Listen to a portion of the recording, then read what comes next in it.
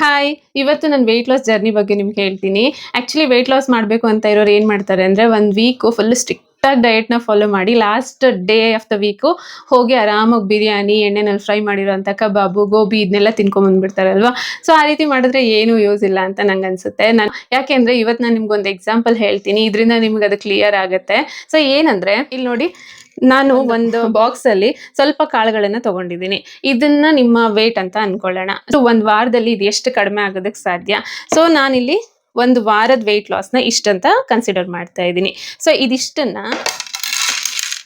ನಾನಿಲ್ಲಿ ಈ ರೀತಿ ತೆಗೆದ್ರೆ ಇದ್ರಲ್ಲಿ ನಿಮ್ಗೆ ಏನಾದ್ರೂ ಡಿಫ್ರೆನ್ಸ್ ಕಾಣಿಸ್ತಾ ಇದೆಯಾ?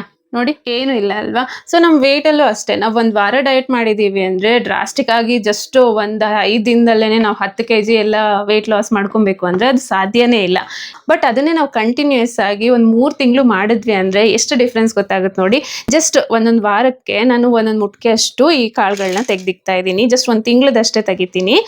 1 2 3 4 ಜಸ್ಟ್ ನಾನು ಒಂದು ತಿಂಗಳದ ಇಲ್ಲಿ ಕಾಳುಗಳನ್ನಷ್ಟೇ ತೆಗ್ದಿರೋದು. ನೋಡಿ ಎಷ್ಟು ಡಿಫ್ರೆನ್ಸ್ ಕಾಣಿಸ್ತಾ ಇದೆ ಅಲ್ವಾ. ಸೊ ಇದೇ ಥರ ನಮ್ಮ ವೆಯ್ಟಲ್ಲೂ ಕೂಡ ನಾವು ಕನ್ಸಿಸ್ಟೆಂಟಾಗಿ ಮಾಡ್ತಾ ಬಂದಾಗ್ಲೇ ಈ ಡಿಫ್ರೆನ್ಸ್ ಕಾಣೋದು. ನೈಟ್ ಟೈಮ್ ಊಟ ಮಾಡಿದಾಗ ಆದಷ್ಟು ಈಸಿಯಾಗಿ ಡೈಜೆಸ್ಟ್ ಆಗುವಂಥ ಊಟನೇ ಮಾಡಿದ್ರೆ ಒಳ್ಳೆಯದು. ವೆಯ್ಟ್ ಗೇನ್ ಆಗೋದಕ್ಕೆ ಹೇಗೆ ಟೈಮ್ ಹಿಡಿದಿರುತ್ತೋ, ಸೊ ವೆಯ್ಟ್ ಲಾಸ್ ಆಗೋದಕ್ಕೂ ಕೂಡ ಅದೇ ಥರ ಟೈಮ್ ಹಿಡಿಯುತ್ತೆ.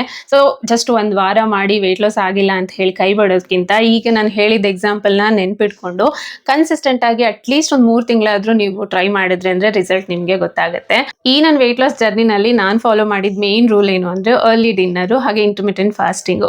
ಇಲ್ಲ, ಆ ಫಾಸ್ಟಿಂಗ್ ಟೈಮಲ್ಲಿ ಜಸ್ಟ್ ನೀರನ್ನು ಮಾತ್ರ ಕುಡಿತಾ ಇದ್ದಿದ್ದು. ಸೊ ಇದ್ರ ಜೊತೆ ಬೇಕು ಅಂದರೆ ನಾವು 0 ಕ್ಯಾಲರೀಸ್ ಇರೋ ಅಂಥ ಡ್ರಿಂಕ್ಸ್ನು ತೊಗೋಬೋದು.